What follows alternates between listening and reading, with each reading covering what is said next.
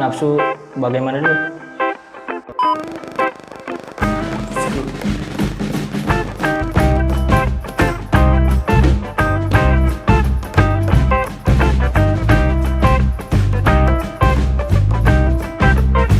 Apa yang terpikirkan ketika mendengar kata nafsu? Nafsu cinta. Ya nafsu itu cuman itu sih ya sifat gitu ya. Jadi ya sering orang tuh kayak nafsu karena perbuatan orang lain tuh kayak kita nafsu kayak ngelakuin apa gitu. Ya nafsu itu ya semacam hawa nafsu, pasti cewek cowok juga mempunyai hawa nafsu gitu. Makan. Nafsu makan. Kamu pernah nafsu nggak sih? Pernah. Pernah? Pernah. Pernah, pasti semua pernah nafsu. Lalu biasanya nafsu karena hal apa? Karena apa ya? Ya karena cewek, lawan jenis.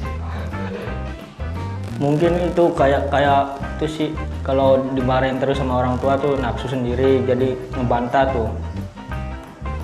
Karena nggak didengerin.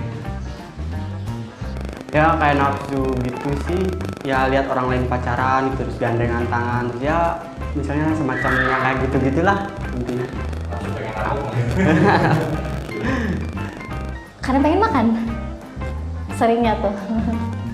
Kayak pengen makan sesuatu, pengen banget gitu. Saat nafsu sudah di puncak, apa yang akan kamu lakukan? Biasanya tahan atau enggak main aja atau nongkrong gitu. Ngapain sih? Ya paling nggak ngeladenin orangnya gitu.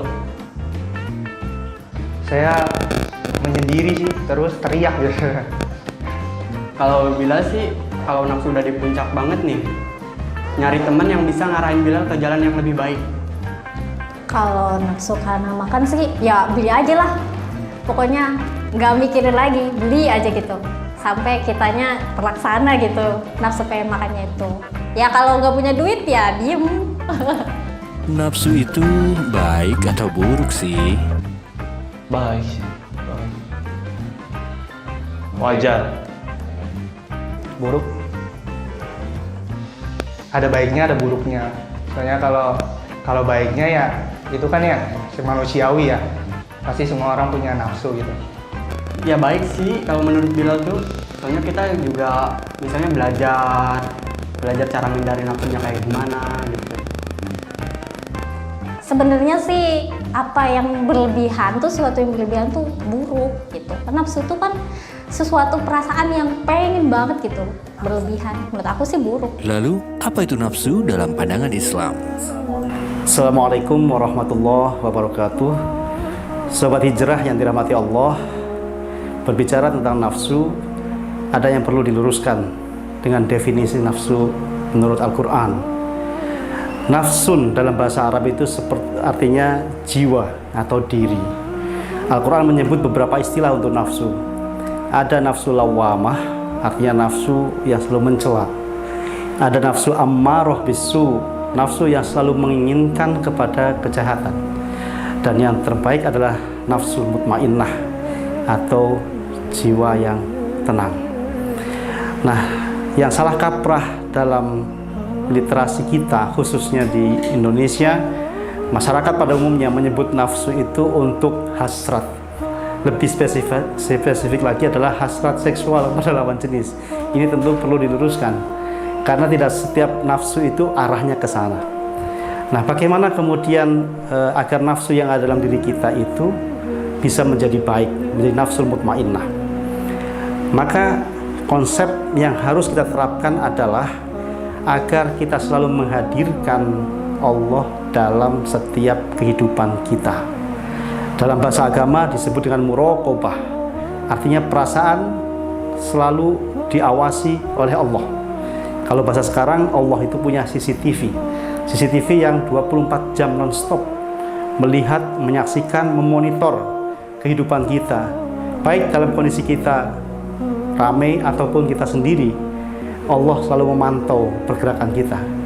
So, jangan pernah merasa bahwa mumpung sepi, mumpung gak ada orang, maka kita melakukan apapun yang ingin kita lakukan.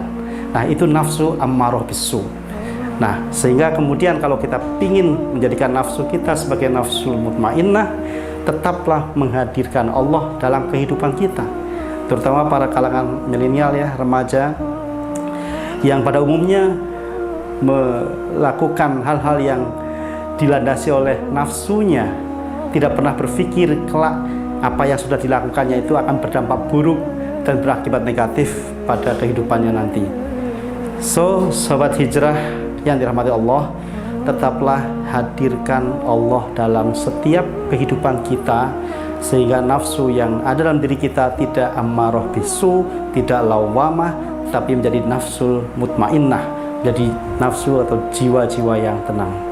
Demikian, kurang lebihnya mohon maaf. Bila taufiq wal hidayah. Assalamualaikum warahmatullahi wabarakatuh.